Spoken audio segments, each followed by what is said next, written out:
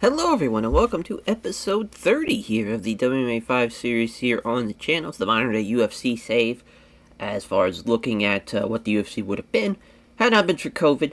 As for this 30th episode though, we have a hell of a fight night, maybe the best fight night on paper, as our main event, Dustin Poirier, Kevin Lee. Kevin Lee, of course, his last fight here in the save was against Anthony Pettis on a fight night, and that was the best card yet as far as ratings-wise. It was 81%, something like that. It was in the 80s, and as far as that's so far been the best one yet.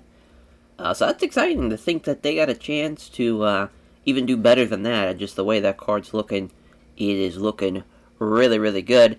We have one piece of mail, and it's another drug test failure, because of course it is. Norma Dumont has tested positive for PEDs. She'll be out for another. She's probably like she's probably, the sixth person now to have failed a drug test just in this calendar year? Maybe. We might even be close to double digits at this rate. So I'm trying to think. Let's see. Yazier de Silva, Francis, Alexio Linick is a weird one because it was TRT and he's 43 years old. I feel like he should naturally be able to take TRT. Trying to think. Who else there is? There's been a couple more that I'm blanking on, but it's pretty wild. Pretty wild to think. As far as the rankings, though, since we ran a pay-per-view last time, we'll take a look at the rankings. Cyril Gane in the top 25. It's pretty exciting. As far as Juan Adams, still, he's 18th. He's not in the top 15 yet. Anthony Johnson, though, 4th. Junior Dos Santos is up to 3rd, which is pretty crazy. His last fight, he beat Rambo Hall, but even then, it's wild to think he jumped that high. Curtis Blades, 5th. Tabora, 6th. Dukakis at 7th, with his very, very weird. He should not be that high. Same thing for probably Justin Willis. I get that he's 4-1, but I would probably still put Overeem. I'd definitely put Shamil ahead of him. I'd put Francis for sure. Walt Harris, they're 12. Rosa Strike still has technically not lost since the no contest with him and Ngannou. Tai Tuivasa 15th. Volkov at 17 is wild. Just, it's wild how the rankings are working. Rothwell is on this main card here on this fight night. I believe he's the opening fight, if I remember correctly. So we'll see him in action. Light heavyweight, of course, still John Jones is going to be fighting Stipe for the, now Theodore's crying up a storm. Just great as, so basically, you should think of it kind of like this belt being vacated. For now, it's, still John's belt, but I'm sure once Ryan Bader, he's fighting Luke Rockhold coming up in November, which is going to be an interesting return fight for him. I think that's a great kind of return fight for him, as Luke's 8th, he's 3rd. I think it's a good little fight. 2 veterans for sure, battling it out. But Johnny Walker, we're still waiting for another fight for him. Of course, he not only beat, he knocked out Dominic Reyes in his last fight back at UFC 251. We might have him be on a Brazil card. Shogun is up to 10th, which is crazy. Khalil Roundtree there at 11. Yuri Prokaska there at 16. Jimmy Crute at 14. There's a chance that maybe we do Khalil Roundtree and Jimmy Crute, but kind of want Khalil Roundtree to have a top 10 guy. Don't think Johnny Walker, as much as that's a fun fight, just the size disadvantage for Khalil Roundtree, I don't think I want to give him that fight just yet. I want to give him somewhere in the 6 to 10 range. Maybe Shogun, maybe Volkan. Maybe even Rajic. It just kind of really depends there. And same thing for Yuri. Yuri's fought, as far as his last fight was against, he's fought Shogun, he's fought Nikita Krylov. Now he's taken on, you see Alexander Rajic, so he's taken on a top 10 guy now. Which is crazy because he's already beat Shogun, and I think that Shogun's ranked ahead of him. Very, very weird. I would definitely like to see, Yuri be in the top 10. Glover Teixeira, love to see him back into the top 10. He's taking on Ed Herman, though, on the 253 card. So that's happening. Or 255, rather, not 253. So that's happening in a couple of months. or just a month actually. I think it's in October. So we'll see how that plays out. The middleweight division, Kevin Gastelum now is a top 3 guy, thanks to his big win. I actually want to see him and Robert Whittaker. I think that's the fight we're gonna set up. We might do Jack and Whittaker instead, but I definitely want to see Gastelum. Maybe we'll potentially do the rematch with him and Adesanya. That would be a fun kind of rematch. That was a hell of a fight. But I would like to see him get another win. Because, sure, Derek Brunson's a big win. But I think he should probably beat somebody else before he gets the title fight with Adesanya. But, it's, Sean Strickland's outside the top 15 right now. Kevin Holland is in the top 15. Uriah Hall is 12th. Darren Till, Cannonier. Antonio Carlos Jr. being 9th is pretty crazy. I think he's fighting Amir. Yes, he's fighting Amari, rather. As that's 9 and 13. That's a good little fight for both guys. Both guys in the top 15. And Sean Strickland, he doesn't have a fight yet. He beat Krzysztof Jotko, which is very weird that Jotko's ahead of him since he beat him, and he's had less losses than him. So you would imagine he would have been at 16. Again, it makes no goddamn sense, a lot of these rankings. But we'll see how Sean does in the future. For sure, we'd like to see him take out, him and Uriah Hall had the real life fight. It wasn't great by any means, but maybe that's someone that we look to get him a fight there. Maybe even a top 10 guy right off the rip. That's definitely something we can see happening. Maybe if Carlos Jr. beats, maybe just the winner of Antonio Carlos Jr. and Amari, potentially in the future there. Then the welterweight contest, welterweights, Takashi Sato, they're 25th. Mike Perry still ranked. Ismail is 24th. Gunnar Nelson's ranked. Of course, Michael Venom Page. He's got his debut fight set as he's taking on Santiago. It's crazy that another guy that's been fumbled by the UFC now thought that was going to be a done deal. And now he's going off the PFL. Good for him. But, boy, the UFC, just embarrassing. Steven Thompson doesn't have a fight right now after beating Nate Diaz. Leon Edwards doesn't have a fight. We might do Edwards and Steven Thompson. That'd be a fun fight. Maybe we'll just kind of see. But, Santiago is top 10 guy. So for Michael Page to take on a top 10 guy right off the rip, I think it's a great start for him. But, welterweight's an interesting division right now because you got a lot of the aging veterans. You also have some new guys coming in. Of course, it's fun that we have Rory McDonald back as well in the UFC. I would love to see him and Robbie fight one more time. I'd be obviously right now. Funny enough, Roy's main eventing the Scotland card. I just feel like that's a fun main event return for him. Obviously, he's Canadian, but he's taking on Alexei Konechko as well in his return. So taking on a top 15 guy. And a guy who's only lost one time. Alexei Konechko is very, very tough. So that's going to be a fun fight for him. Lightweight, Tony Ferguson back in the top 5, which he should have never really dropped that far since he only lost to Khabib. But, of course, getting his big win back kept him back in the top 5. Poirier and Kevin Lee, this is basically winner of this fight takes on the winner of Khabib and McGregor. Going to be a fun fight. That Kevin Lee and Dustin Poirier fight. Ferguson, I'm not sure exactly what we're going to give him next. If we're going to give him Gillespie, or if we're going to give him Barbosa, maybe even Ali Quinta, maybe even Paul Felder. Don't think we're going to give him Islam. Charles Oliveira would be fun. Same thing for Donald Cerrone and Gaethje, Pettis. Those guys that are outside the top 10 that look to jump up. That definitely would be something. Maybe even Jim Miller, just as far as from a kind of two veteran perspective. But again, lightweight, it's an insane division. Really, those top 20 guys are super talented, and really all of them are some killers in there as well. You got Charles Oliveira, Justin Gaethje, Pettis, Islam, Barbosa, Ferguson, Quinta, Gillespie, even Paul Felder. As far as from that perspective, a lot of tough talents in that division. Featherweight, Chan Sung Jung.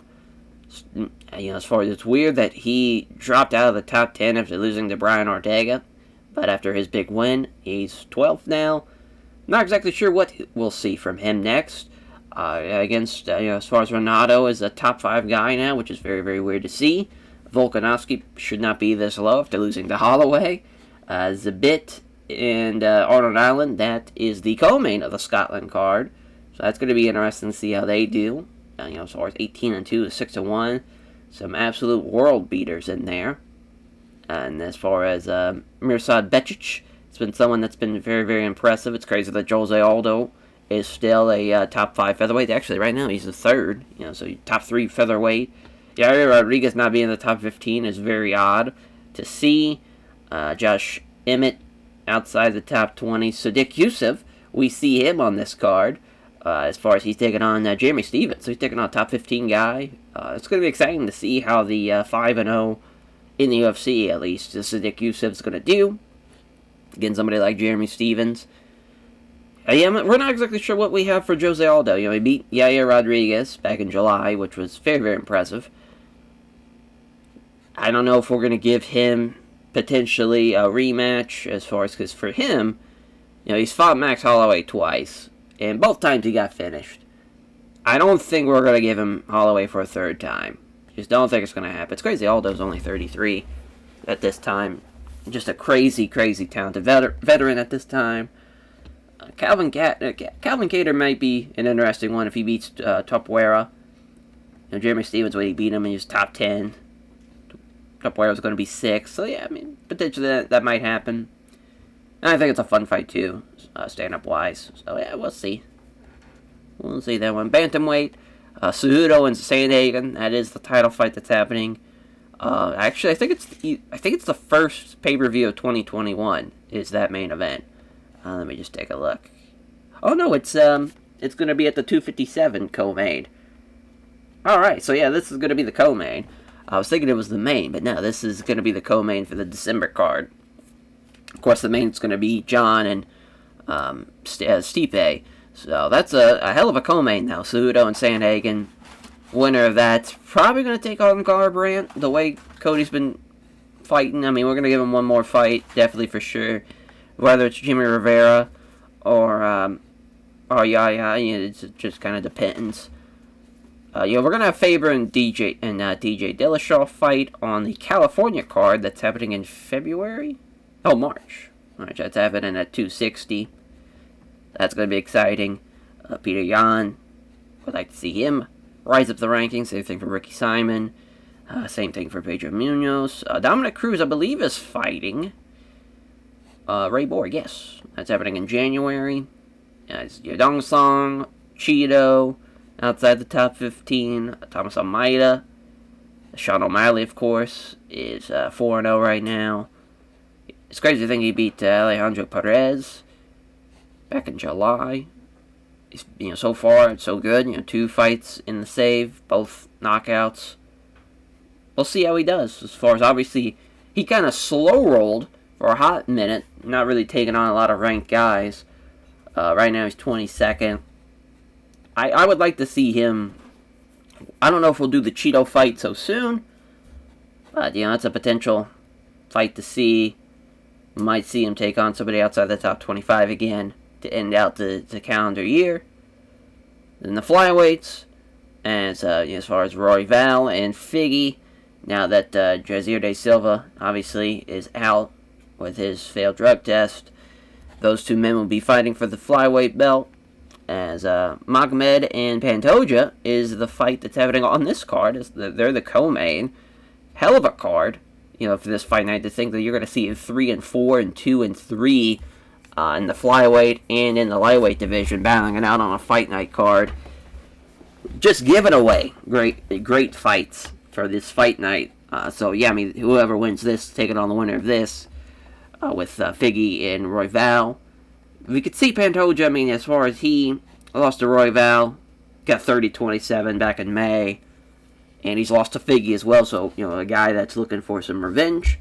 And then for Bagmad, it's crazy to think he's 1-2 in the UFC, and he's got a chance to, of course, he had a fight at M1, brought him back, mainly because of how crazy the flyweight division is right now, with how, we have drug test failures, and we just have nothing's really going our way. Kai Kara France, also another guy that failed a drug test. So as far as that's another top flyweight that's been busted. Rogerio Bontorian, of course, lost to Kai Kara France, but then that got changed with the drug test overturned. So would like to see him get back into the top 5. Brandon Moreno, I believe he's taking on Oscar. I believe that's the fight. Yes, that's happening in November. Benavidez, he's probably going to take on Perez. It's weird because he beat Perez back in November 2018. So maybe potentially we won't do that because it's a little too soon for a rematch. But you also have Murad as far as Megamanov, as far as he's up there. Hector Sandoval, 16th. Tim Elliott, Tyson Nam. Bull Kong's in here now as far as the South African flyweight. It was a 4th in the and then the Commonwealth freestyle wrestling as far as at 57 kilos. We'll see how he does in the UFC. It was Delvin had his debut fight set, but super talented. And Chris as well.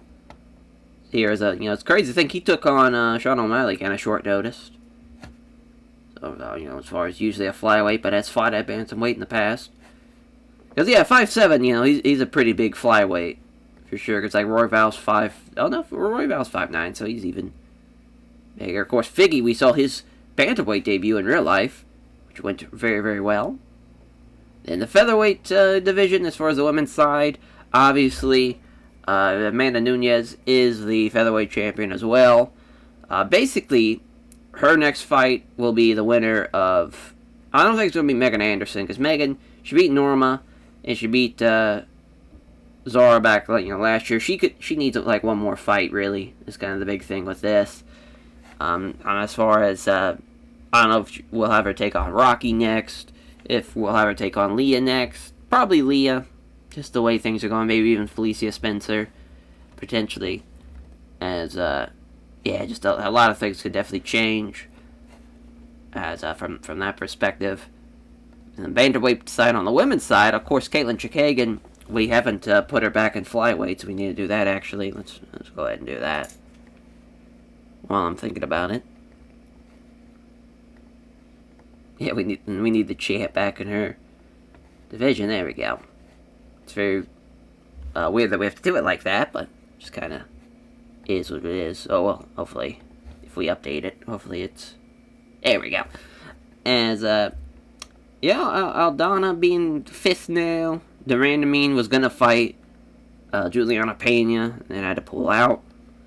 So, as far as we'd like to see her take on Aspen Ladd, of course, beating Ketlin Ferreira. That is, the fight for her next is her and Nunez. We might see Ferreira, then Jermaine Mandarine. Might see maybe even Lena Landsberg. Maybe Aldana. No, I think Aldana's taking on, Marion. So, 5 and 6 as far as looking to go potentially jumping up into the top 5 for Marion, and then for Aldana looking to climb up the ladder. Yeah, a lot of young girls as far as in bantamweight. A lot of as far as not really a whole lot of tested fighters in bantamweight. As far as really Juliana Pena, and she's the only one with a winning record that's had more than 3 fights. The rest of the other girls, 1-2 fights in the UFC. That's after the top 10. So that's really just a wide open division. Flyweight. As far as Montana De La Rosa, will be taking on Caitlin Chikagan next, since she beat Valentina Shevchenko. She's beaten Macy Barber. She's beaten Mara Romero Borella. It's crazy to think that Macy Barber, she went the distance with her. The rest, though, have been finishes, rear naked chokes, and arm bars. It's weird because Andrea Lee, she's taking on Molly McCannon. Her only loss is by split decision. I would like maybe potentially have Andrea Lee and Montana De La Rosa fight before Chikagan, but just Montana De La Rosa, she's fought so many times already. 3 times in the calendar year. Pretty crazy. Pretty crazy. And even the Shevchenko fight, I mean, she'll probably be able to fight again in like November, December. Well, you don't want to do that. Like, that's 4 fights in a calendar year is pretty crazy. I would like to see her potentially either fight Andrea Lee to crown kind of the undisputed #1 contender, or give her Chikagan first, then potentially do the rematch afterwards. Very much up in the air, but yeah, it's crazy. Shevchenko now has lost twice in the save. Molly McCann looking to jump into the top 5 if she beats Andrea Lee. Nico Montana, the first ever flyweight winner. She's won in her return to the octagon, knocking out Jennifer Maia. Would like to see her take on easily a top 5 person, but potentially even just a top 10, like Blanchfield or Jessica Eye. So yeah, I mean, flyweight's interesting because I think it's a little bit more talent, a little bit more depth in this division. I think it's probably the deepest division, maybe potentially. Strawweight's tough though. Strawweight's another one that's got a lot of talent. Of course, Zhang Wei Li, Thug Rose. That's the fight that's happening next. We just gotta wait for Rose to be kind of back to 100%. She's got another 2-3 months of she's got basically 3.5 months left of her medical suspension. So this fight with Zhang Wei Li is definitely not happening in 2020. Of course, she beat Joanna Jędrzejczyk back in March. As we'll see how that fight plays out. As for Jessica Andrade, she just beat Michelle Waterson.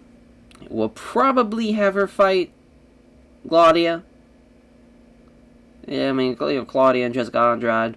That seems to be the kind of next best thing. Obviously, we'd like to see, as far as Xiana Yan and Zhang Wei Li, would love to see that for the strawweight belt at some point.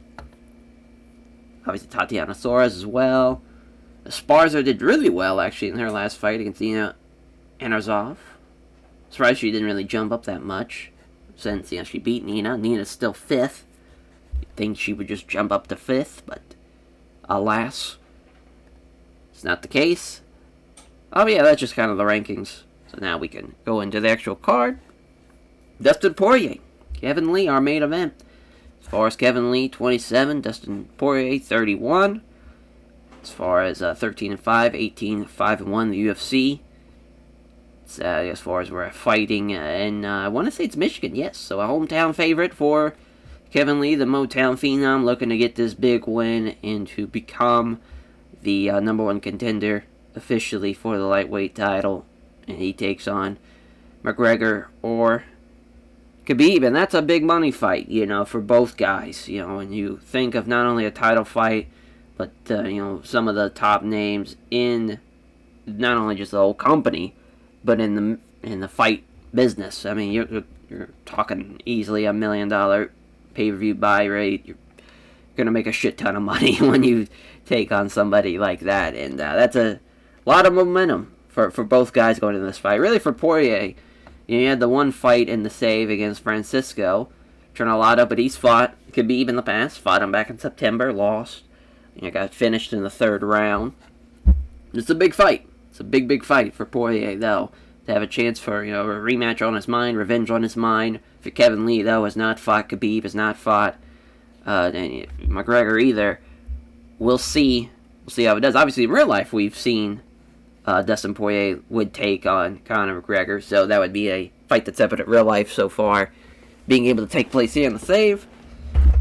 We'll see how they do. I mean, both guys, I think, stylistically match up very, very well. As far as Kevin Lee, a bit more of the better wrestler of the two, but Dustin Poirier, really good stand-up, really good all-around fighter, really. But Poirier, I think, might have the stand-up advantage. It's going to be a good fight. America top team for Poirier, TriStar Gym for Kevin Lee, and then Alejandro Pantoja and Magomed Biblatov.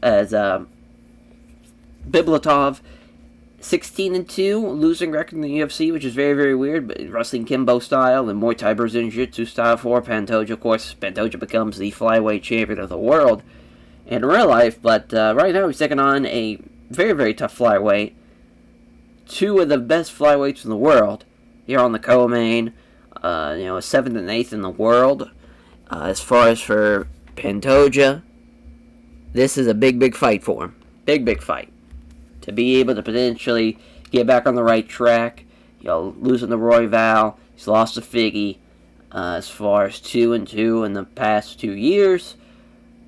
Would like to see him get a big win here. I love Pantoja. I love what he can do. He's a well-rounded guy. Exciting fighter. Those flyweights can bring it. And we'll see how Magomed can do, though, as far as from coming back from, spent a little bit of time back in M1, won the end, and also, this is a tough fighter, and Zhalgas Zhumagulov, as far as, that's a very tough fighter. That was a big win to finish him, too, in the fourth, with an Americana as well. It's going to be a really good fight. Could be the best fight of the night, and, it's very close to the betting lines, -110 for Magomed. It's going to be a good one. Cody Stamann and Eddie Wineland. As far as Eddie, veteran for sure, 40 years old, 24-13-1. For Cody, Mr. Wonderful. Stamann, another Michigan native, hometown kid, heavy favorite, or is -400. He's 15th right now, bantamweight in the world. Eddie is 21st, looking to stay that top 15 ranking. Cody's 4-1-1. Had as far as a hell of a fight previously against Yudong Song back in December. Of course, that was a majority draw, and he beat Alejandro Perez. Lost to Aljo back in September, but when you lose to just a former bantamweight champion, it's pretty crazy. It's his first fight night. Mainly it's fun on pay-per-views and the ESPN card, but his first fight in the save. We'll see how he can do as far as a Golden Gloves winner and a very solid amateur wrestler. 6-foot bantamweight as well. Very big for a bantamweight.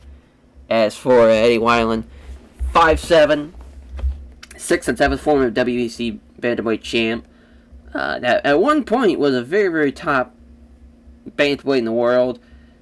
Once kind of the WEC got bought out, though, they threw him into the wolves a little bit with taking on Faber Benavidez. I think he was one of the last guys to lose to Barrero. Lost to Johnny Eduardo. Lost to Brian Caraway. Lost to John Dotson. Lost to Alejandro Perez. Not looking good, but rather he won his last fight at back in June of last year. He's really been fighting just once a year, which is, for somebody at his age, that's a great system for him. He's 40 years old. Might be the end, but he's got some power for sure. This is going to be a fun one, because I think stylistically they match up very well. Both good boxers, both good wrestlers, both Midwesterners, as far as Michigan native, Fort Wayne, or not Fort Wayne, Jesus, but that's Indiana. Wayne, Michigan, and Portage, Indiana. My God, I'm all over the place with the state and city pronunciations. That's going to be a great fight. Yeah, 135. For 145, though, Jeremy Stephens and Zodek Youssef. This is a crazy fight here. Again, having this whole card on a fight night is just insane.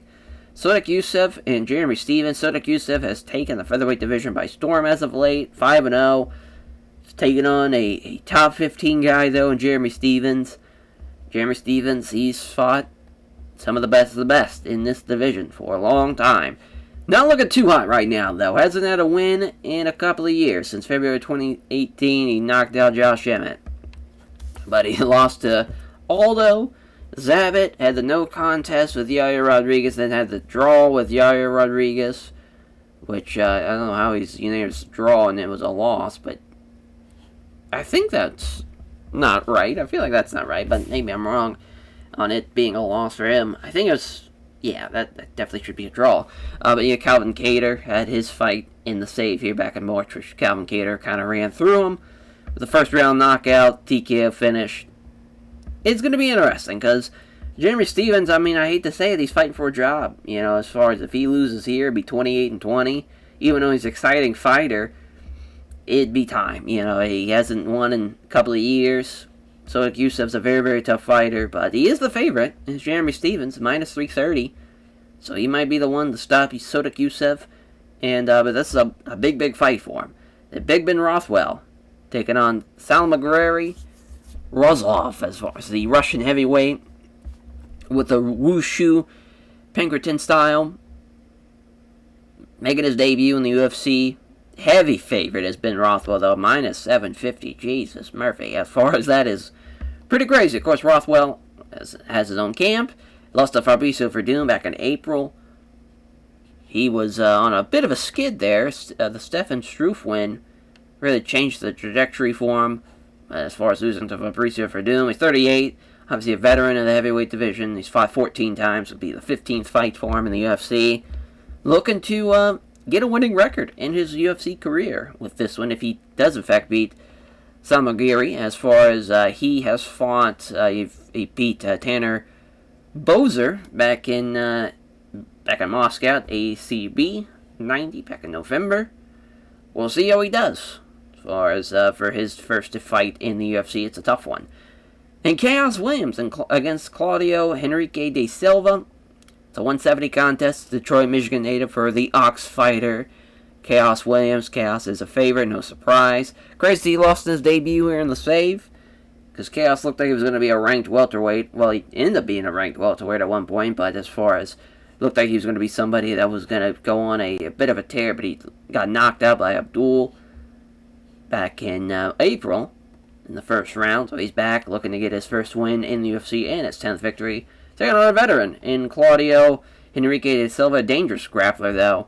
As far as Brazilian Jiu-Jitsu background, has a crazy good record though. I mean, we're not giving him no fucking tomato can here. I mean, this is a tough fighter. Lost for the first time against Diego Sanchez back in April, as Diego knocked him out. First round finish at the Anthony Smith Glover Teixeira card. So as far as this is a big fight for him. Big fight for both guys. You know, as far as Claudio looking to bounce back, Chaos looking to get his first win. The thing Chaos is the favorite shows you how talented he is. Tom Aspinall against Josh Parzarian. As far as the Michigan native Parzarian taking on Tom Aspinall. Of course, Tom becomes the heavyweight champion of the world. And another guy that shockingly lost in his debut to Chai Lewis Perry, who just seems to be a savage in this save. Got finished in the first round. Had a long layoff, but he's here. Back in the octagon here in September. Looking for his 11th fight. And for his first fight, first victory in the UFC. Both guys came in at the limit at 265. Some big-ass heavyweights going to be colliding here. As Josh, former Dana White Contender Series guy, as far as hasn't made, he's fought in real life, obviously, in the UFC, but here, looking to make his debut in the UFC. We'll see how he does. Melissa Gatto against King Irina Moreira, as Moreira, a hell of a bantamweight. She is a heavy favorite, even though she's ranked lower, I believe. I thought she was, but I think Melissa Gatto is ranked ahead of her. Or no, she's below her, yeah, she's 23rd. But Reina fought at Jules and Ryzen. Crazy, she actually lost in her last fight. We had her signed before this fight. Just had to wait for her to get to this fight, and I thought she was going to win for sure, but she ended up going the distance and losing by split decision. So it's weird that we see somebody come in with a loss, but she's fought at featherweight, she's fought at welterweight, she's fought at lightweight. For somebody that's 5'3" to be kind of that big is kind of crazy. But Melissa Gatto has got a tough fight here. I mean, Melissa, she's a good Brazilian Jiu-Jitsu background fighter, but at 6-0-2, it's a tough fight. Because Irina is very, very good standing, a great Judokan fighter. It's going to be a good one. Both 24. Should be a fun fight there on the prelim. And Jamal Hill and Aliskar Kamora, the Ohio native, the Grand Rapids, Michigan native. As just kind of makes sense for this fight as far as Ohio versus Michigan. And, of course, another Michigan native on this card. But for Jamal Hill, this is a big fight for him. Looking to get his second win, looking to keep the undefeated streak. Aliskar, though, is they're both minus 110, so it's close on the betting line. Jamal Hill, though, he won in his debut fight in the save against Marcin. We'll see how he does against Aliskar, which the Serbian descent, fighting in Ohio. Lost his debut, got 30-27 back in March to Sarov. As far as, Safarov kind of ran through him, which was pretty crazy because I definitely thought Aliscar was going to get the win there in that fight. Both super young light heavyweights for Jamal Hill, though. This is, obviously in real life he becomes the light heavyweight champion. Big man for a light heavyweight, of course, 6'4". That's kind of the... You gotta be big, light heavyweight. You gotta be at, 6'4", 6'5", even 6'6" in some cases. There's just so many killers in there, and you gotta be a big motherfucker to really hold your ground. As far as our opening contest on the prelim, we see the Swedish native, Cornella Connie Future Holm, against Diana Torquato. As far as both girls, I believe, making their debuts here in the UFC. She won the CWFC by split decision in her fight back in March. As, we're going to look to see how she does. Good wrestler.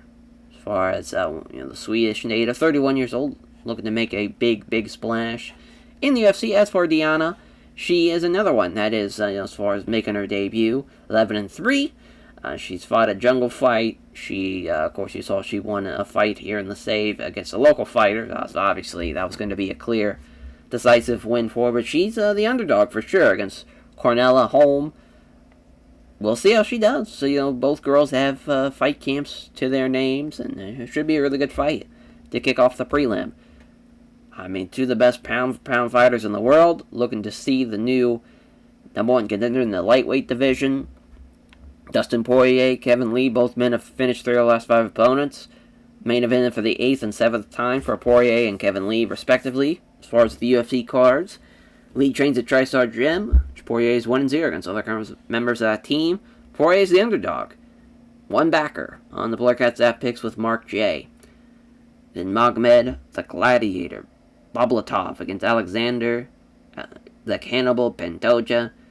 As Pantoja is he's ranked lower, but he's got he's won 3 of his last 5 fights, and he's finished them.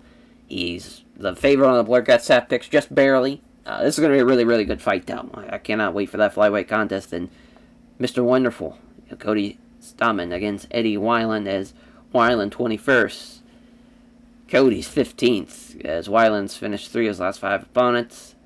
Cody's got a 9-inch reach advantage. That is insane. Yep, he's the favorite for a reason with that reach advantage. And Little Heathen, Jeremy Stevens against Super Sodik Youssef. Crazy, nobody even backs Youssef here on the Blurcast stat picks. I would kind of throw money his way, to be honest. I think he's got a puncher's chance for sure against Jeremy Stevens, as he's on this. He's won obviously all of his fights in the UFC, but he's finished, or rather, he's went the distance with his last 3 of his last 5. We'll see how that plays out. It's the Tank Razlov, Salamagari Tank Razlov against Big Ben Rothwell. Rothwell, huge favorite on the betting line. Significant weight advantage as well. The debutee's got a tough fight against a veteran like Ben Rothwell. The Ox fighter, Chaos Williams, against Claudio Monero Henrique de Silva, as Chaos Williams, huge reach advantage as well. 6-inch reach advantage. Monero has won 3 of his last 5 by submission.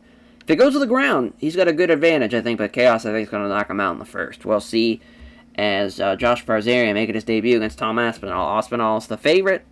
We'll see how Tom does. He didn't look too hot in his debut. Maybe he can get it going here.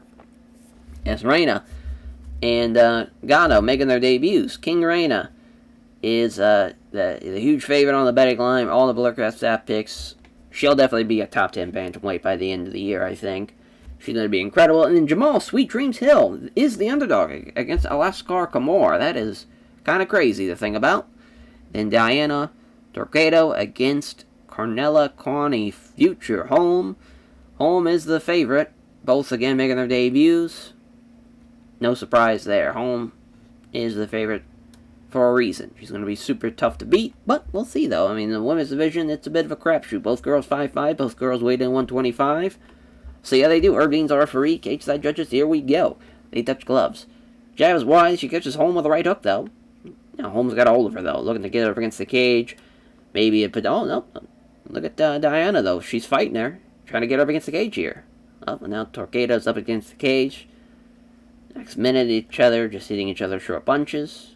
Holmes just trying to put her body onto her. I was hoping she would at least try to get something going here, like maybe a sweep or something, but no, just kind of keep it against the cage. Luckily, Herb Dean's going to separate him. Torquedo's been the aggressor so far, which I'm liking to see that. I like to see the underdog come in and looking to push the pace. And, keep the pedal to the metal, at least be the one that's dictating the pace. She uses the left jab, but the low kick's avoided from Holm. There's a nice jab at a right cross. Holm with the takedown attempt, though she's got it to end out the round. She probably won the round with that, which is unfortunate because Diana was doing actually pretty well before that takedown. See what happens in the second 1-2. Holm was equal to it, now Holm's got her, trying to get her against the cage. She does so again. Please sweep her. Nope, just going to keep her trapped against the cage. Luckily, Herb Dean is not taking any bullshit from that.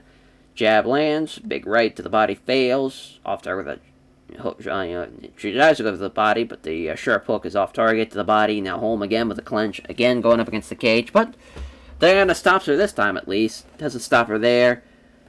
And again, just keeping her against the cage. And it's embarrassing for Cornella Holm. I'd like to see the... when you're making your debut and you're a favorite like this, well, I like to see you at least try to go for a finish. Hasn't been the case. There's a takedown. Maybe she'll try to go for the finish here. Nope, just going to lay and pray. Not a great debut. And as far as sure, she's doing a 30-27er, but she's just not really going for finishes. Just doing enough to get the win. Nothing more.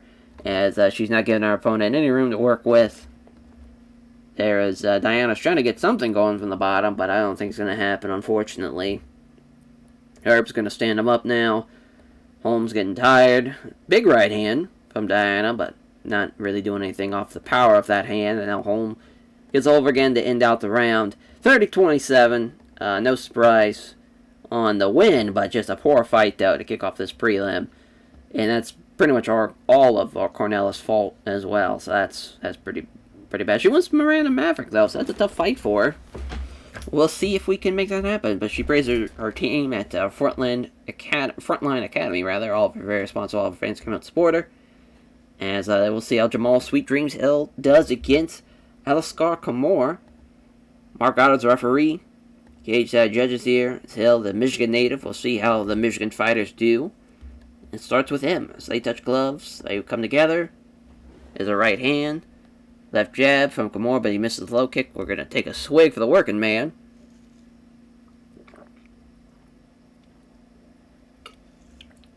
Boy, I was dying. As so far, Kamor's doing a pretty good job standing with him.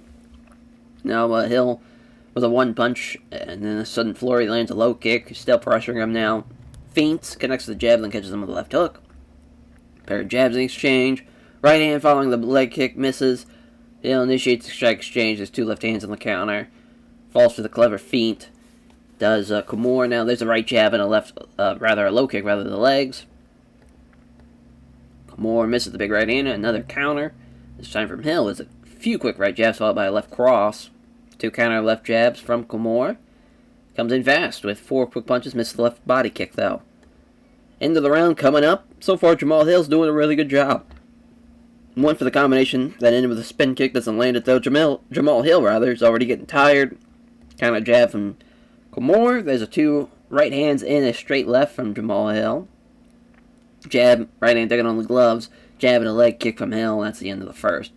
Yeah, good round though. That was definitely what we needed after that first round. First fight rather, as Jamal Hill 10-9'd him, man. I think that's the right call. I think he won that round for sure. Hill comes forward, and the two fighters start to trade blows. There's two kind of left hands from Kamor. Jab is wide, hits him with a straight left. Kamor looking for a takedown. Not happening, though. Great sprawl from Hill. Two kind of jabs. Fails the final miss jab, then catches him with a leg kick. Stumbled into a clinch. He's already tired, though, which is not great.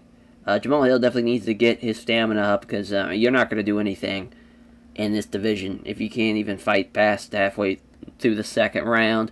Hill's trapped against the cage now, as far as we'll see how Aliskar Kamor can do. Now he's got him trapped there, just trying to smother him, trying to get some elbow strikes here now. Separates him though, as Kamor's trying to slow down now. So both of them are probably going to be tired going into the third round at this rate, as Kamor looking for his chances to take down. No, Hill again with a brilliant sprawl, even with his at the gas tank on E. He's still doing a good job defending these takedowns. A jab and a left hand. Kimura again with another takedown. Another sprawl.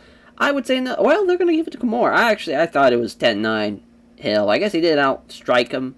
Just felt like he stuffed the takedowns. He was keeping it standing.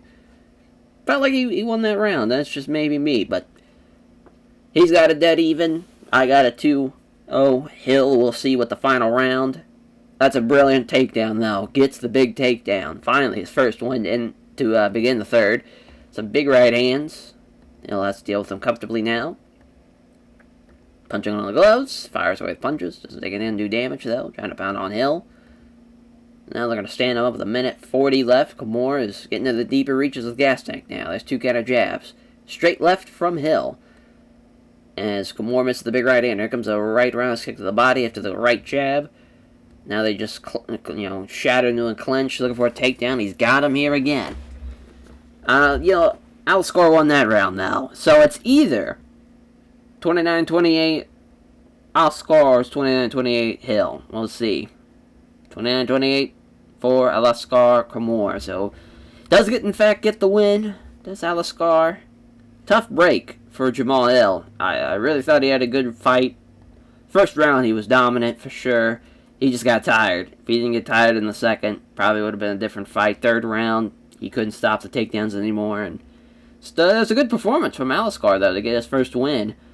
As he thanks everyone connected to Strong Style Fight Team, and he name checks everybody there. Very responsive to all the friends, family, and supporters. It says tough fighting comes to show respect to Jamal Hill. As our women's bantamweight contest, Melissa Gatto, King Reina, Mora as 12-4, 6-0-2, so it's almost doubled her in fight experience. She's fought some of the tough girls over in Japan, and Jules, and in Ryzen. She's going to be a tough cookie to crack. Will Reina Mora be as the judges there? Opening bell, they touch gloves, they engage in the center. Reina misses the big right hand. Here comes Gatto with a counter left jab and a right hook. So that's a good start from Melissa Gatto.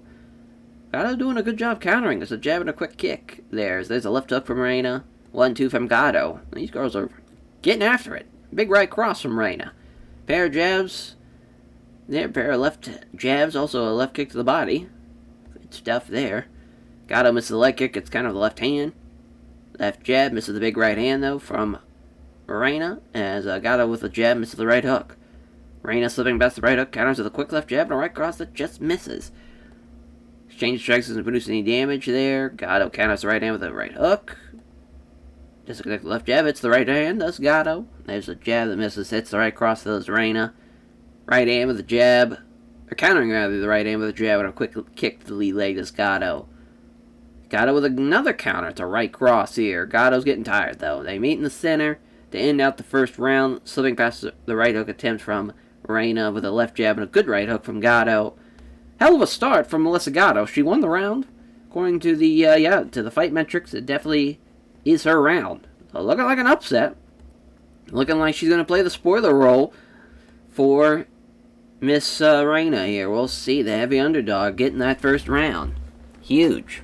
And yeah, I mean, it looked a lot closer than the betting lines have perceived it. As Gatto comes in with the counter. The left jab and a right hook. Left jab and a right hand that's blocked. 2 jabs and a right hook. Or a right cross, rather, from Gatto. Off target left jab hits the right cross as Reina. 1-2 from Gatto. They meet in the center. Left jab misses the high kick, though. Left jab and a right cross from Reina. Reina's getting tired now. Left jab and a low kick from Gatto. 1-2 from Reina. Surprise again, Melissa Gatto not even going for a takedown, not even trying to pull guard or anything. She's just been outstriking her. Didn't expect her to win like this. As 2 left hands in exchange from Gatto. 1-2 from Reina doesn't hit either blow. Neither fighter can land anything now. Scores a jab, right hand's blocked. There's a left hand from Gatto. Fatigue's starting to creep in now from Melissa Gatto. And same thing for kind of Reina here. I think both girls are getting tired. I think they kind of left it all out there in the first round. And now you're kind of seeing the kind of effects of the pace starting to slow down a little bit. But Reina with a left jab, right hand taking on the gloves. Misses the right hook. Gets kind of the right hook of her own. 1-2 from Gatto. There's a great right hook from Reina. 1-2 from Gatto again. Quick left, straight right. There's a jab and a right hook from Reina. Gatto breathing very, very hard in and out the second. Very, very close round, though. Yeah, that was very, very close. I guess The narrator's going with Reina because the damage. Wouldn't be surprised if it's 2 straight rounds for Melissa Gatto. She's outstruck her. It's very, very close, though. Very, very close. Could be dead even. Could be 2 on Melissa Gatto. We'll see what the final round gives us. 1-2 from Gatto. Great start. 1-2 from Reina. Left hand from Gatto. Left hand from Reina. Both fighters fall into a sloppy clinch. If she gets a judo sweep here, this might be it. Yes, Reina with the takedown. Not looking good for Melissa Gatto here. Now she's trying to get side control. Now she's pounding with rights, doesn't really do much damage, but she's landing strikes to keep her down there. Looking for the Kimura. Not happening, though. Like the at least we saw a submission attempt from Reina. Now looking for an armbar. Not happening again. Herb Dean's finally going to stand him up with about 20 seconds left. Jab. Doesn't find the mark on the right hook, does Reina. Left jab and right cross from Gatto. Both fighters again falling into a clinch. Reina definitely won that round now. Fight's over. It's either going to be 29-28 Reina. It's going to be 29-28 Gatto. This is going to be a close one. All three giving it to King Reina. It's a 29-28. What a comeback, though, for Reina. I mean, God, that we almost saw a big upset. Melissa Gatto, I mean, I can't really fault her too much. She outstruck her. She did a pretty, well, standing-wise, she outstruck her. Once you combine kind of everything, it ended up being for King Reina. Hell of a fight, though. I thought it was a lot better than decent, but I guess that third round they kind of tapered off a little bit. But she thanks everyone connected to Poresta Tokyo, all of our various sponsors, all of our fans, family, and supporters. Very happy to have won our UFC debut. She's very happy to be here as a solid, marketable fighter there with a good promo. Tom Aspinall and Josh Barzarian, 11-3, 7-3. The Michigan native, we'll see if he can get a win here. Jamal Hill kind of failed him, but we'll see. Frank Triggs, our ref, judges. And as far as Barzarian, he's even heavier than what he weighed in at. He's probably fighting around 275, 280. That's pretty crazy. As Barzarian, though, gets a loud ovation. Here we go. Tom Aspinall with no team. That's pretty wild. Engage or strikes. Aspinall with a takedown. That is Tom Aspinall finest right there. Look at the fast guard. He's got it, but it's only half guard. Trying to pound away, not really happening, though. Unload some right hands, trying to catch him. Aspinall doing a good job to keep the work going. Trying to get side control. It's a scramble here. Aspinall is just on top here, so yeah, we're back to where we started. Trying to pass. Pass results in another scramble. And Barzarian's on his back. Aspinall ties with some right hands. Probably could be a 10-8, but they're going to go 10-9. Because I was like, Barzarian, I don't think he landed anything. Yeah, probably should have been a 10-8 round, but I get it. Round 2 here. They meet in the center. Aspinall dodges the right hand. Counterattacks with the jab and a right hook that's ducked. Aspinall probably is going to go for a shoot. Yep, there it was. Trying for it, but Barzarian with a 1-2 fails to land. Oh, there's a glancing high kick. 1-2 from Aspinall. It's crazy. A 6'4", 280-some pound heavyweight just threw a high kick, though. Barzarian coming forward. 2 counter left hands from Aspinall. Barzarian still trying to throw some kicks and some strikes, but Aspinall avoids all of that. Aspinall trying to walk him down now. Jab hits home. Straight right from Aspinall. And he's trying to box with him now. And there's some left hands. 2 left hands and a nice straight right hand from Aspinall.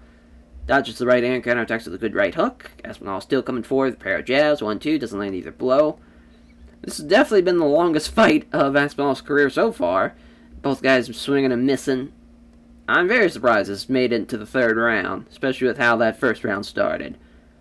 That's the way she goes. Another 10-9 for Aspinall. At least Barzarian at least landed some strikes there.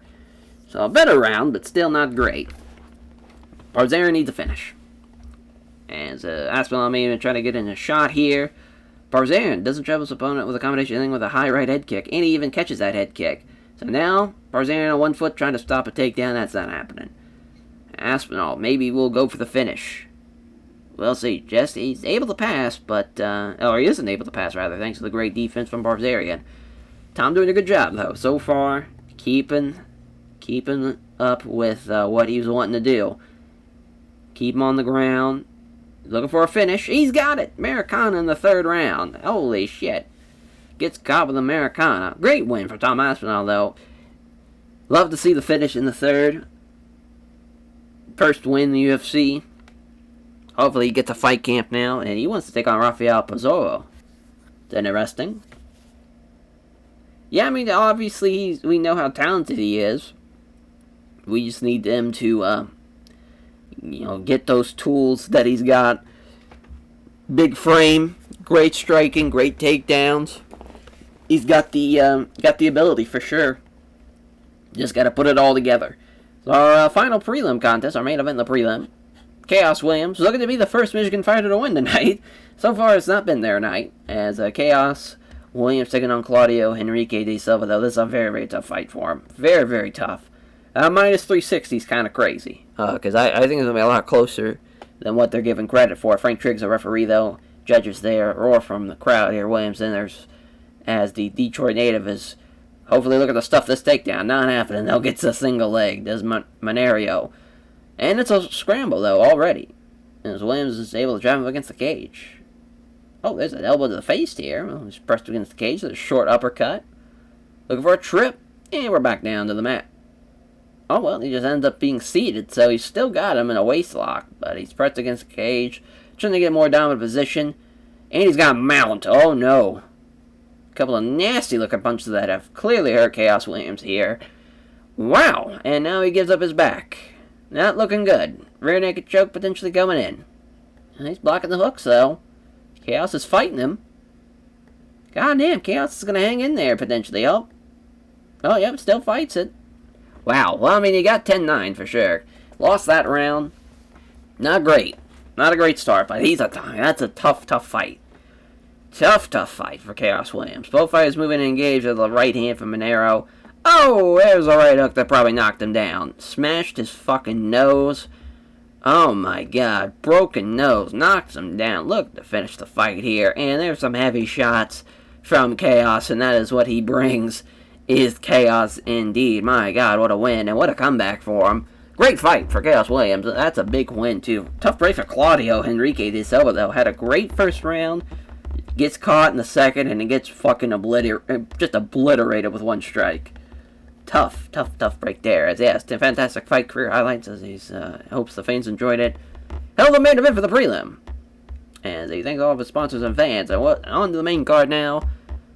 Sandler McGray. Tank Roslov, as Roslov against Big Ben Rothwell. Herding the referee, cage side judges as a minus 750 favorite. You feel like Roslov is going to, have some troubles here. He's giving up some weight, he's giving up some height, I think he's giving up some reach as well.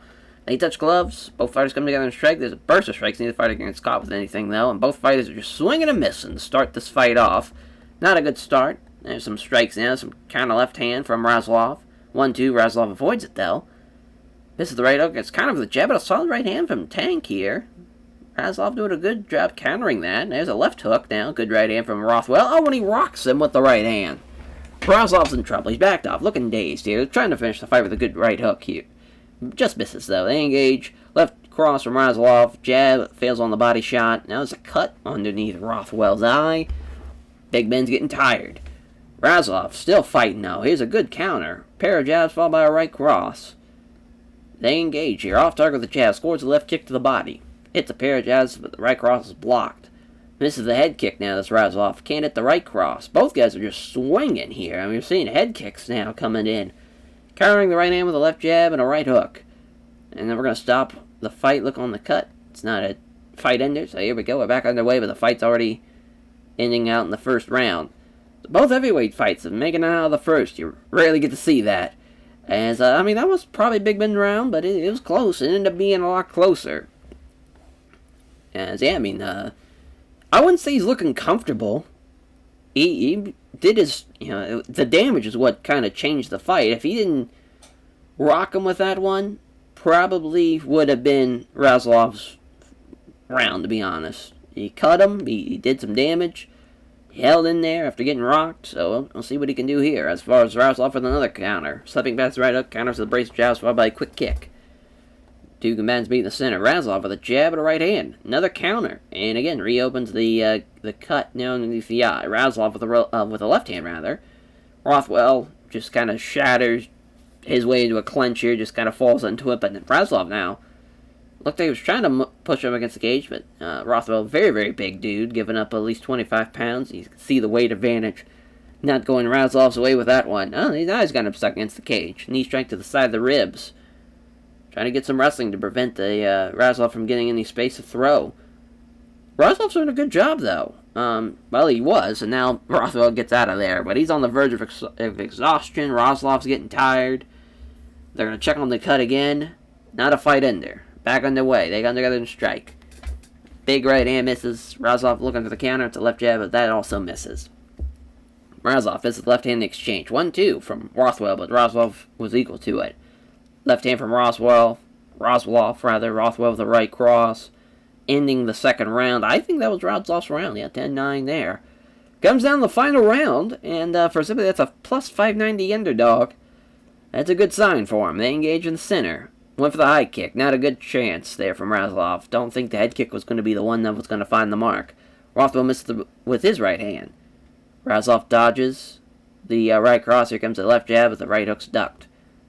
Trying to wiggle free here as Razlov's trying to control him well and gets a few close-range punches in, too. Razlov trying to get him against the cage. He's got him against the cage. Sharp right to the side of the ear now. Rothwell's just totally gassed. There's a knee strike to the stomach. Razlov, I mean, he's got a little bit more left in the tank compared to Rothwell, and I think this is helping him out in the third, but both guys aren't really putting out their best effort, which is really no surprise. You know, when you get to a third round for a heavyweight fight, both guys are pretty much on E, and they're just swinging a swing. Left jab from Razlov, but misses the right cross. 1-2 from Razlov. Good right hand from Rothwell. Kick to the leg from Razlov. Good right hand from Rothwell. They're doing a good job striking, though, so far. Still, even with them being tired, missing the low kick, doesn't find the mark on the right hook. Rothwell misses the left jab that hits hits the left jab but can't find the mark on the right cross. There's a 1-2 from Razlov, a jab and a right cross to end out the fight. Razlov might have stole it. We'll see. 29-28, 30-27 at one point for the Tank. What an upset. 19-7. What a win. A plus 590 underdog is pretty crazy. Don't see that every day. What a win for the debutee. No fight camp. Beats the veteran. And Big Ben will not, in fact, be outside of 500. Now he's below 500 in the UFC. We'll see if this is the night of underdogs, though. Can Sodiq Yusuff keep the, at least undefeated in the UFC? But he's 12-1. As far as overall, he's taking on a veteran like Jeremy Stephens. Herb Dean's our referee. Cage side judges, here we go. They touch gloves. They engage. Yusuff with a jab. Hits him with the beauty of a straight right. Stephens throws a counter jab. Doesn't connect, though. There's a jab doesn't connect, but lands the right hand as Yusuff. Now pulls his best mean face. Tries to stare his opponent down mid-fight. That's interesting. Counters a leg kick. Attempts with a jab and a nice right hook. Counter left hand from Stephens now. Yusuff with the left jab. Misses the big right hand. Stephens now. Peter trying to get in close. Yusuff took the initiative. Two left hands from Yusuff. Then catches him with the right hook. There's a cut on the forehead. That's interesting. It's now Stephens looking to grapple up with him. Yeah, I would too. He's getting fucked up standing as there's two of the flurry of four punches that land. Hits him with the beauty of a straight right. Avoids the jab now. Is able to move into the pocket. Jab hits home from Yusuff. Then hits him with a body kick. Going forward, the two fighters start to trade blows. There's a counter left hand from Stephens now. Misses the strikes combination that ended with a head kick attempt. Slipping forward now. Strike exchange begins. Stephens throws a counter jab and misses. Jab is wide from Yusuff. Hits him with a straight right that lands hard. Coming forward on the strike exchange here. The two left hands in exchange from Stephens. Jab is wide. Scores a leg kick. Come together and strike. Off target with the left jab. Connects with the right hand. 1-2 from Yusuff. Not finding his way past his opponent's guard here. But he lands a sharp 1-2. Now Herb Dean's going to check on the cut. It's only minor. So we're back underway. And there's a beauty of a straight right after the left hand. My God. Sodiq Yusuff. I think he won that round. For sure. 10-9 there. Great start for him. Yusuff steps in, looking to force a strike exchange. Two counter left hands from Stephens. Jab is wide. Hits him with a right cross. Standing trade strikes, neither fighter really land anything now. Yusuff coming forward. Counter jab from Stephens. 1-2. Doesn't land either blow. Yeah, Yusuff, I mean, he's just got to kind of relax a little bit. I think he's kind of getting a little jittery. There we go. There's a left jab and connects clean with the right hand. He's getting tired now. Yusuff coming forward. Jab from Stephens. Stephens gets opened up with a feint. Now there's a leg kick to the legs. Stephens in with the left hand in the exchange. A nice jab, catches him with a leg kick. Sodiq Yusuff, he's got a chance to do it. So far, so good. Left jab, big right hand misses. Stevens starting to limp. Fails on this combination there, then ended with a slithering low kick. And Stevens is ready for that kick. Went for the takedown. He got him against the cage. Sodak Yusuf gets out of there. My God. Jeremy Stevens is in over his head at this one. Jab hits, and he hits a beautiful straight right as well. Sodak Yusuf is just taking the initiative. He's landing his big shots. Now Stevens with the left jab, but the right hook's blocked. There's a left hook to end out from Sodak Yusuf. He wins that round as well. 2018 on the scorecard.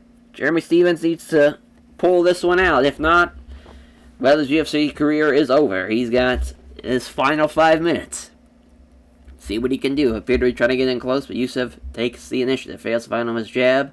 Scores the right hand, though. There's a high kick to the side of the head after the left hand, too. My God, Jeremy Stevens trying to get a grappling takedown going, maybe potentially not happening. Yusuf's getting tired, but he's done everything he's need to win this fight besides finishing him. He's outstruck him. He's landed some big strikes. He's doing a good job still with these combinations. There's the 3 quick punches. 2 of them land and lands a leg kick. Trying to force a Muay Thai clinch here is Jeremy Stevens. Oh boy. Went for the elbow. Came in at a bad angle, though. Didn't really land all of it. Also missed the knee strike. Wow. Now, he finally lands a strike, but it doesn't have much power behind it. Knee to the chest. Again, no really power behind it. They get out of the clinch. Nice right hook off the counter from Stevens. Doesn't matter, though. Jab it around us body kick from Sodak Yusuf. Wins this one. 30-27.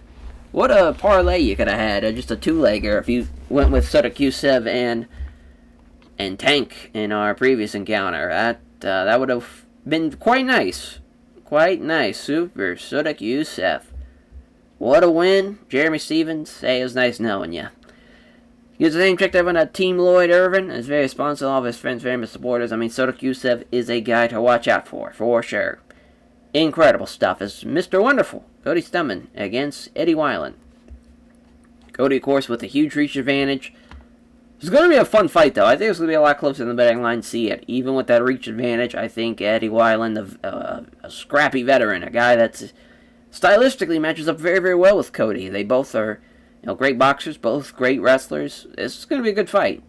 Judges here. Cody is the Michigan native, though. We'll see if he can get the win. Here we go. Weiland connects with the jab, misses the vicious right hand. Here's Cody with a takedown attempt. He's got it. It's a single leg. Trying to control him. Trying to shift him off the ground. Not happening, though. Now, Weiland looking for the triangle here. Oh, and he's got him! How about that? Triangle choke from the bottom. The Michigan natives are getting fucked over here. My God, Eddie Weiland, what a win. If it wasn't for Chaos Williams, they would be winless tonight. What a fucking upset. A triangle from the bottom. Did not expect that. Wow, Eddie Weiland. I thought it was going to be all Cody there after the takedown. Jesus, what an upset win. This has been the night of upsets, at least on the main card. My God. And he announces his retirement after this big win. Listen, 25-13-1. What a great record. What a big win, too, to beat the Michigan native. Beat a guy that no one really gave you a lot of chances with. A guy that had a 9-inch reach advantage, and you choke him out. Big, big stuff there from Eddie Weiland. Thanks everyone connected to Hard Knocks 365 for having a the fight and the sponsor for supporting him financially, as well as our co-main event, Magmud Gladiator Beblatov against Alexandra the Cannibal Pantoja. Pantoja, though, plus 100, but it's been the night of underdogs. Minus 110 from Magmud. We'll have a hell of a contest here. Frank Triggs, the referee, cage side judges, here we go. They touch gloves. 2 fighters come together, neither fighter really, tentative, nothing really comes of it. Off target with a jab. Scores the left hook, though. 1-2 from Pantoja. Quick left, straight right. Takedown from Beblatov. He's got him. See what he can do on the bottom here, does Pantoja. Then just a couple of elbow strikes on the side of the head here on the bottom. And just unable to kind of shift him off of him. Beblatov's trying to lay and pray. I hate to see that, because this card's been fantastic. There's the elbow on the top of the head. Yeah, I think Pantoja's landed more strikes than Beblatov has. Thank God Frank Triggs is going to stand him up with about a minute left. Neither fighter could really land anything, though. Not a great first start for Pantoja. I mean, I thought he landed a lot more strikes than just 5, but I guess he only landed 5 strikes. I mean, Beblatov won that round for sure.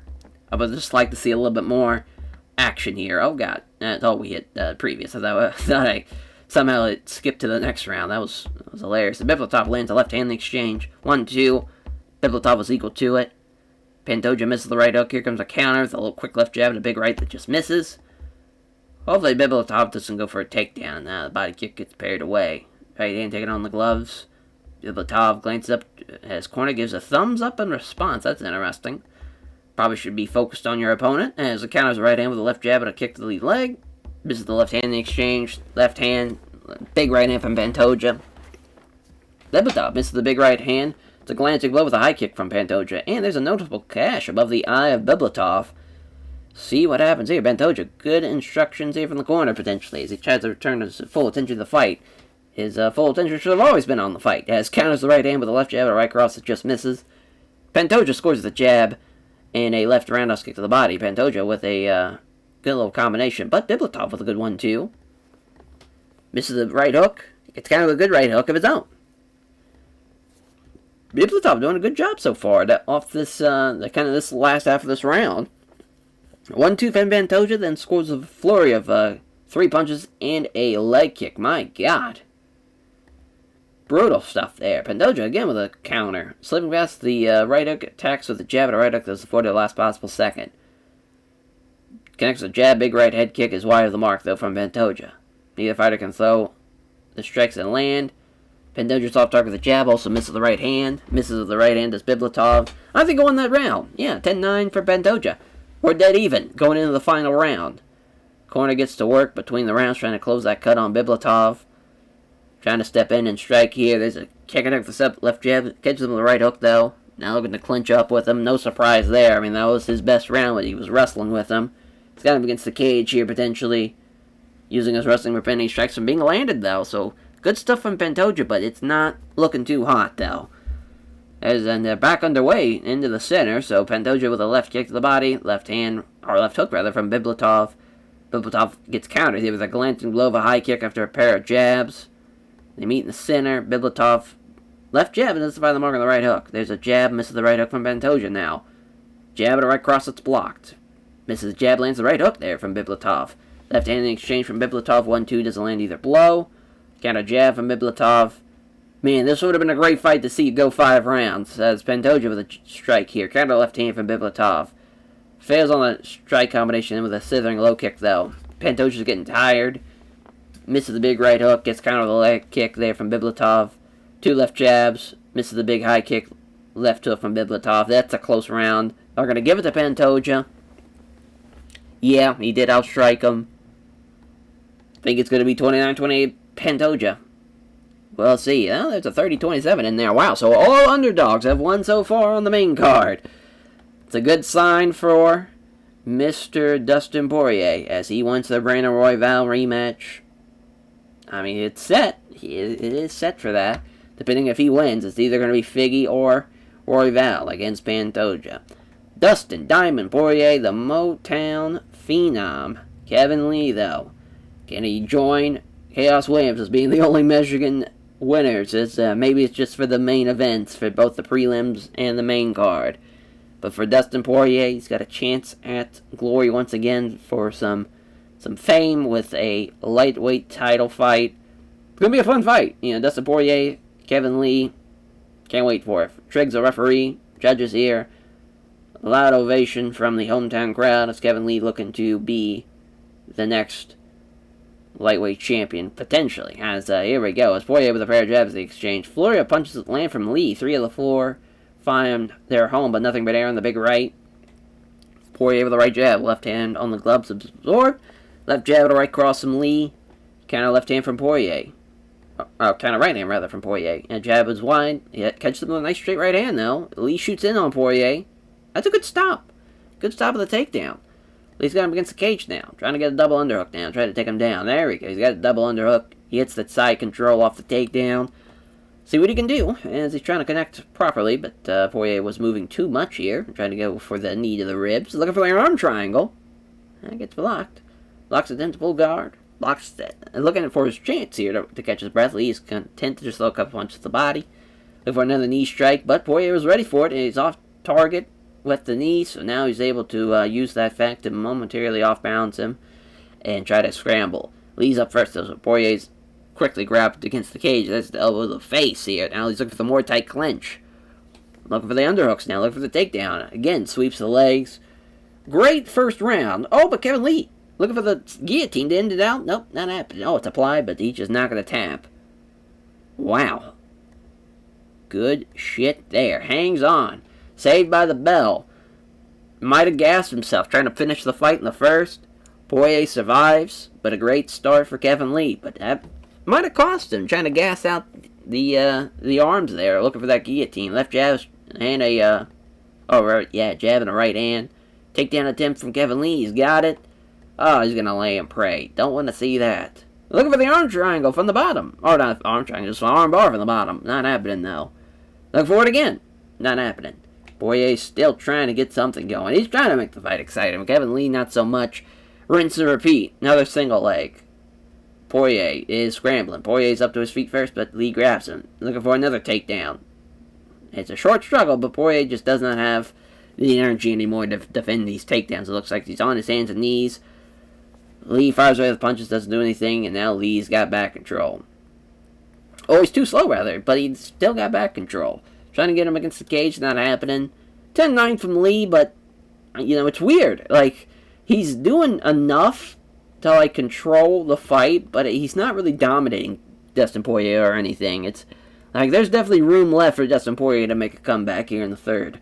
It needs to happen here. Misses the vicious left hand. 1-2, doesn't hit either blow. Lee's able to clinch up with him again, and now he's got him against the cage. Tough break for Dustin Poirier. Just couldn't land the big strikes when he needed to.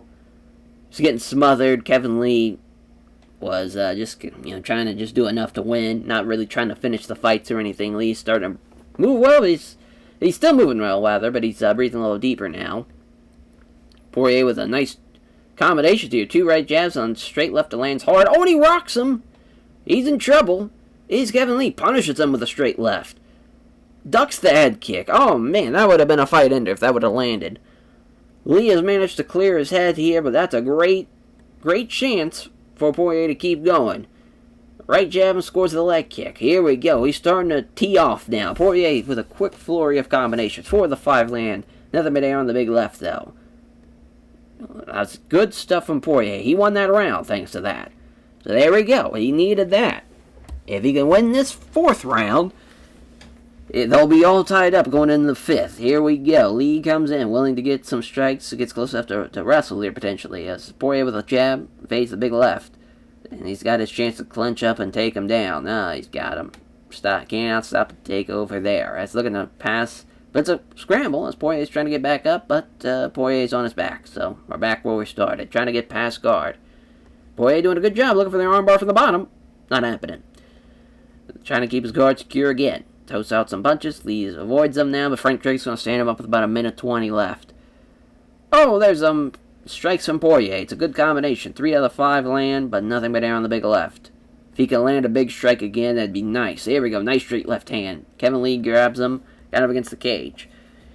Can't keep control now. That is, he breaks free of it, looks like. As far as he can't break the grapple, rather. Yeah, that's going to be a round for Kevin Lee, unfortunately. Thought Poirier had him, but now he needs a finish. Final round. They stand and trade, but all the shots are either off target or safely dealt with. Exchange strikes, nothing really happening. Poirier's getting tired. Dodges a head kick, or dodges the right hand, rather, with a quick kick to the lead leg. Left roundhouse kick to the body from Kevin Lee. So now Kevin Lee's starting to throw some strikes now. It's about time. Off target, the right jab connects to the left hand. Missing with the big left hand, putting him off balance, rather allowing Lee to attack with the left cross. Tired Kevin Lee still goes for a takedown. He's got him. And he's ready for the attempt, though, so keeps Lee firmly in guard. He's just going to stay in guard. He's going to win the round, unfortunately. But, yeah. Poirier, he had him. Had him in the 3rd. Just could not finish him, unfortunately. 49-46. Unanimous decision win for Kevin Lee. Shout out Dustin Poirier for at least trying there in the 3rd and trying to keep the fight exciting, because it was looking like Kevin Lee was just going to pray his way to victory, but that 3rd round changed the momentum of that entire fight. Kevin Lee thanks everyone connected to TriStar Gym for helping him prepare for the fight, and the sponsor for supporting him financially. And he invites everyone to a post-show winners party at a local club. So, a lively, charismatic speaker. Kevin Lee's great using these types of interviews to sell himself. What a win, though, for Kevin Lee, nonetheless. Big win for Pantoja. Hell of a card. Kind of shocked the critical rating. It was only 67. I know the opening prelim fight was bad, but the rest of the card was really, really good. Especially all these upsets. It was a lot of fun, but 67, I guess, will be it. We made $1 million on the gate, so you can't go wrong with that. Increased our popularity in Africa, and UK, and Australia, and in Canada, but we increased in other places, though, so bit of a wash there. Yeah, I mean, we got to give a performance bonus for Razlov, for Yusev, Weiland, and yeah, that's probably it. You know, Pantoja and Kevin Lee, they did good, but yeah, I think that's for the best. Chaos Williams, performance bonus for his comeback. That was crazy. That was a hell of a fight. Hell of a fight. Actually, I think the fight tonight should be this, actually, and not Sodiq Yusuff and Jeremy Stevens. Personally. Let's see. Yeah, we made $3 million, though. My God. Not a lot of guys made a whole lot of money, though. That's kind of sad. Like, Jamal Hill made $1,000. Barzaria made $900. That's not great. Yeah, well, we made almost $3 million off the ads and subscription fees alone. Unreal. You know, I mean, what a win, though, for Eddie Weiland. That was a hell of a win. Hell of a main event. Pantoja beats the coming in, returning former, M1 flyweight champion. Got to see some big upsets. So it was a lot of fun. Sodiq Yusuff still a dominant featherweight for sure. Just a crazy card. Crazy card. And so that would do it for episode 30. Thank you all for watching, and we'll catch you guys next time. Take care, everyone.